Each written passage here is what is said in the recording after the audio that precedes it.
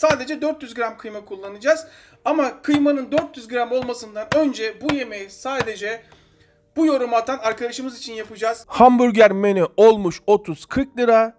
2 çocuk eşim, hadi ben zaten yemesem de olur. Neredeyse 3 kişi 100 lira. Bir baba olarak artık dayanacak gücüm kalmadı. Of Koray kardeşim of. Gördüğünüz gibi biraz dert yanmış. Haklı olarak isyan etmiş.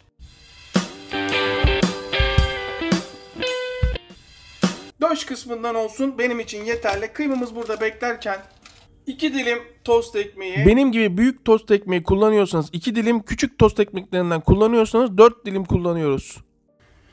200 ml sütün sadece 150 mililitresi, 400 gram kıymamız, 1 çay kaşığı tuz dolu dolu, yarım çay kaşığı karabiber, hardal. Tabii ki bu marka.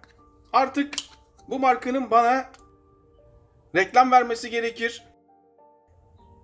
2 çay kaşığı, herhalde benim kadar öven yoktur ama inanılmaz yakışıyor. Bütün hardalı kıymada bırakalım. En az 2 tane sarımsak. Şu bir. Şu da ikincisi. Evet. 1 çay kaşığı karbonat. Tarifin başında canımız sıkılmış gibi olabilir ama o arkadaşımız bundan sonra çoluğuyla çocuğuyla neredeyse bedavaya hamburger yiyecek. 1 limonu ortadan 2'ye kesiyoruz. Sadece 1, 2, 3 kere hafif şekilde sıkıyoruz. Yani 1 tatlı kaşığı limon.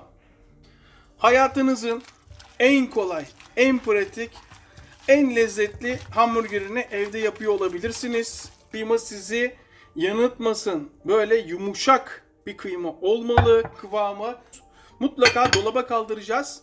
Dolapta kıvam bulmalı. Hemen dolaba. Öyle saatlerce değil. Sizden sadece yarım saat kıyma kendini toplayana kadar dolapta bekletmenizi istiyorum.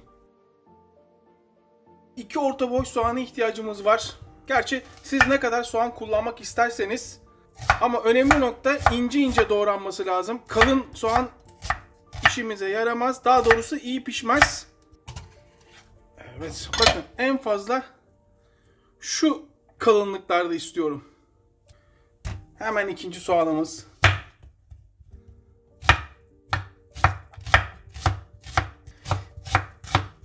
Ve turşuları sizden şöyle uzunlamasını istiyorum. Keserken acele etmeyin. Zevk almaya bakın. Burası mutfak. Her zaman söylüyorum. Kıracağız, dökeceğiz. Bütün stresimizi atacağız. Önemli olan hızlı doğramak değil. Önemli olan lezzetli yemek yapıp keyif alabilmek. Turşumuz hazır. Soğanımız hazır. Mayonez tabii ki her zaman kullandığımız hardal. Dediğim gibi bu adamların bana reklam vermesi lazım. Benim kadar televizyonda bile bu kadar reklamını yapmıyorlardır. Bizim kanal ne kadar onları tatmin eder bilemiyorum ama bu arada ketçap ufak tefek reklam teklifleri gelmeye başladı. Yöresel satış yapan arkadaşlardan, marketleri olanlardan, ama en başta da söylemiştim. Ufak tefek işlerle işimiz yok. Bir fırın tepsisi, yağlı kağıt, yağlı kağıt bile olsa sıvı yağ, tuz. Ya Koray, yağlı kağıt zaten kullanıyoruz. Hem yağladın, üstüne bir de tuzladın. Kesinlikle sürpriz istemiyorum. Yapışma gibi. Yumuşak ve yapışkan olduğu için elime çok az yağ döküyorum. Elimi yağlıyorum. Her zaman ufak detaylarda saklı lezzet. Söylediğim gibi avucum kadar. Şöyle bir çeviriyorum. Bakın yağladığım zaman nasıl en ufak yapışma yok. Görüyor musunuz? Hamburger köftesi kıvamına getiriyorum ve bırakıyorum. Son kıymam. Bakın 5 tane dev gibi kıyma çıkardım. Farkında mısınız? Ve bunu 400 gram kıymadan yapıyorum. İsterseniz daha da küçük yapabilirsiniz. Top sizde, size kalmış. Ortasında çukur açıyorum parmağımla. Evet. Hamburgercilerden daha lezzetli olacak demiştim hatırlarsanız. 1 çay kaşığı tereyağı tam ortasına.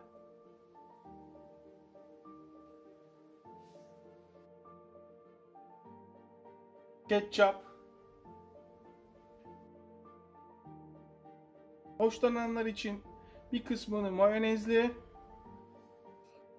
Yani hepsini sevenler için hardal da ekliyoruz.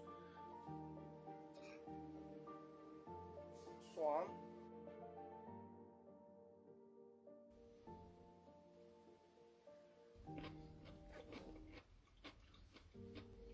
Şu hamburgeri hamburgercide yiyebilir misiniz? Fast foodçuda. Mümkün değil. Mümkün değil. Bu hemen fırına. 180 derece alt üst 35 dakika.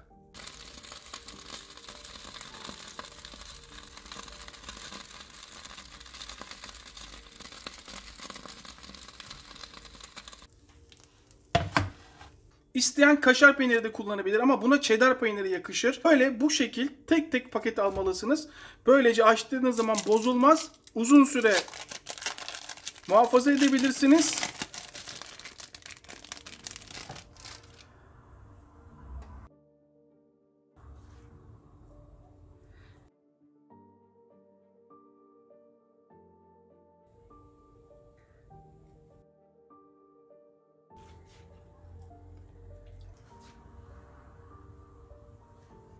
Şu ikisi double. Peynirler eriyene kadar 180 derece 10 dakika yeniden fırına. Hemen ekmeklerini ayarlayalım.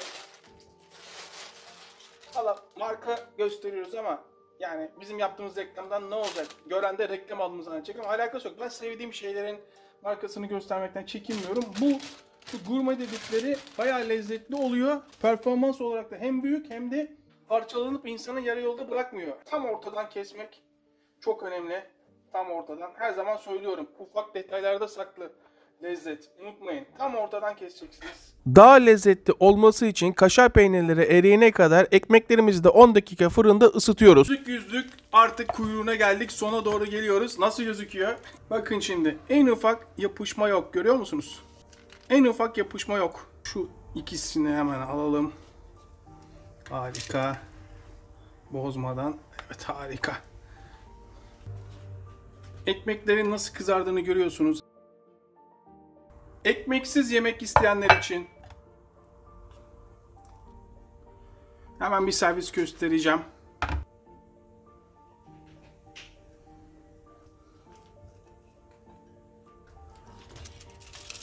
Ekmekle yemek isteyenler için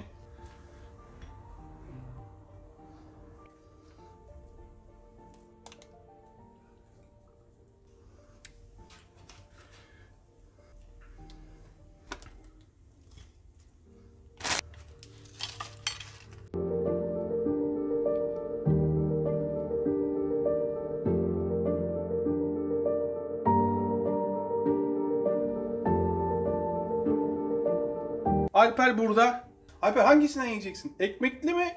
Ekmeksiz mi? Tabii ki ekmekli.